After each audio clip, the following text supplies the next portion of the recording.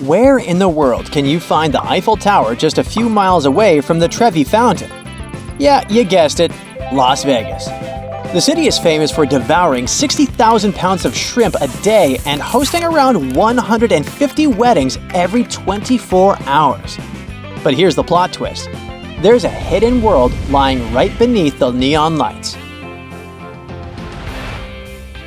Welcome to Vegas number 2. It's not the spectacle you're used to, but it's every bit as fascinating. I'm talking about a sprawling network of tunnels over 600 miles long, crisscrossing beneath the city, built to divert pretty intense floods. You heard it correctly. Floods. Vegas is an artificial city built in the middle of the Mojave Desert, where the average summer temperature is 100 degrees Fahrenheit. With this heat, it doesn't come as a surprise that water is scarce there. Vegas has very limited local water sources, so 90% of their water comes from the Colorado River. The rain and snowmelt from the Rocky Mountains is piped to Vegas over 100 miles away. Water is such a precious resource that homeowners living in the city's suburbs are fined if they overuse their water quota by, let's say, watering their lawns. And still, urban planners needed to come up with a gigantic system to stop floods. Vegas has really come a long way since its modest beginnings. A desert is rarely a place developers look at and say, let's build a mega town here. But Southern Nevada was a place full of gold, silver, and other types of ore. It was located between Los Angeles and Silver Lake City, which at the turn of the last century were pretty promising markets. There was only one thing missing: water. Developers already expected that if water could be found in the region, then the Vegas Valley would be fertile and rich. They did find a solution for artisan water, but then they had another problem. The thing about deserts is that when it rains, it pours. The region tends to get 4 inches of rainfall per year, but it rains 3 inches in a few hours, and there you have it. Chaos. The hard soil can't absorb all the water, so the city needed to build another underground city to handle it. Nowadays, Las Vegas is one of the most visited cities in the United States, ranking spot number 6. It receives around 30 million visitors annually. Plus, it's the entertainment capital of the world. So yes, authorities needed to figure out a way to prevent chaos from taking over every time it rained. It wasn't always like this. The worst flood in Vegas history happened in the 90s. A huge storm hit the city, flooding it, displacing more than 300 people and racking up nearly $20 million in damages. It all went down during the monsoon season, which is notorious for heavy rainfall. The Las Vegas Valley is nestled between mountains on 3 sides, kind of like a giant bowl, which means it collects rainwater from every direction. After the 1990 flood, authorities took matters into their own hands and started to build the infrastructure we're talking about.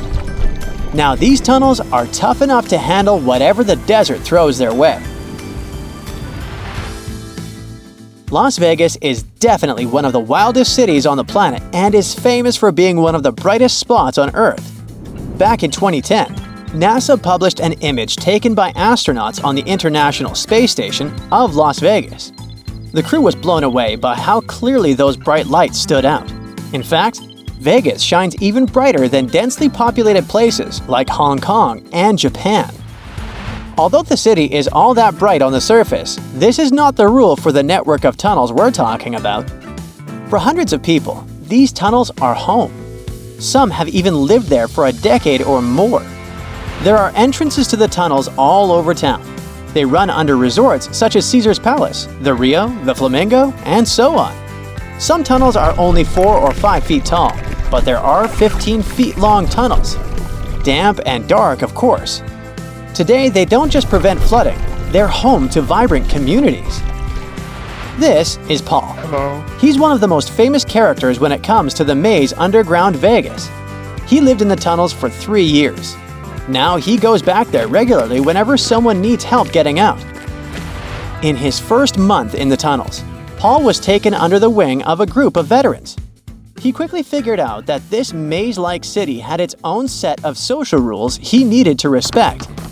Break them, and you could find yourself out on the street. Literally. Each tunnel has its own customs, rituals, and a few unofficial leaders who run the show. When newcomers arrive, they usually claim the bed at the entrance of a tunnel.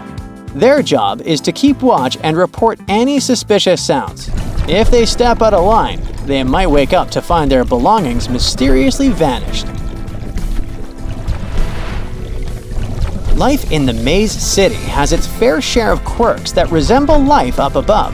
Some people bring along chairs, beds, tables, and even barbecue grills. Basically, whatever they can scavenge from curbs and dumpsters to spruce up their new digs. There's just one catch. The tunnels tend to soak up floodwater, so they need to elevate their stuff a few inches off the ground. That's why you'll see beds and bookcases perched on makeshift stilts, keeping everything safe from rising waters. When the locals sense rain on the way, they scramble to gather anything they want to protect and haul it to the tunnel exits. There's no fresh water down there at all, and the only electricity comes from batteries. That's today's mission for Paul. He's going around handing out water, food, and flashlights to anyone who needs them. On top of that, he's letting folks know he's here to help those looking for a way out of the tunnels but feeling stuck. You know what's crazy? The name Las Vegas actually comes from the Spanish word the meadows. But it's a desert now, isn't it? Well, in prehistoric times, Las Vegas was actually damp and green. The Las Vegas Springs were once located above ground, which created this green area. With time, the marsh eventually went underground, and the valley turned into the barren land it is today. If you're soaking up some Nevada sun at Caesar's Palace, you'd never tell that there's a vibrant community living right under this famous hotel. Urban explorer Drew Binsky took a day to explore these cryptic tunnels. He was guided by Paul, since it's dangerous to go down there solo if you don't know anybody. It's pitch dark down there, and most residents don't know if it's day and night. It's pretty easy to lose track of time.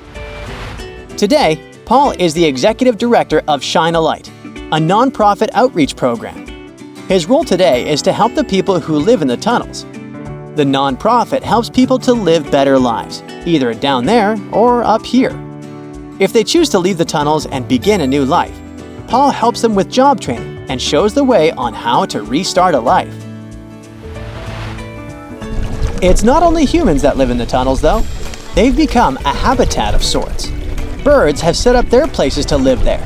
Wild vegetation peeks through the cracks, and even a few adventurous goldfish have found their way upstream from outer water sources. These tunnels are also home to some of the most unique graffiti galleries in the United States. These artists tend to paint close to the entrances, since that's where they get more sunlight. You'll see an array of art over there, from mindless scrawls or thoughtless tags, to pretty refined works with solid, clean lines, a visible thought process, and styles that mimic those of painters Georges Braque or Fernand Léger. Who knew Las Vegas had so much more to offer than already meets the eye? That's it for today. So hey, if you pacified your curiosity, then give the video a like and share it with your friends. Or if you want more, just click on these videos and stay on the bright side.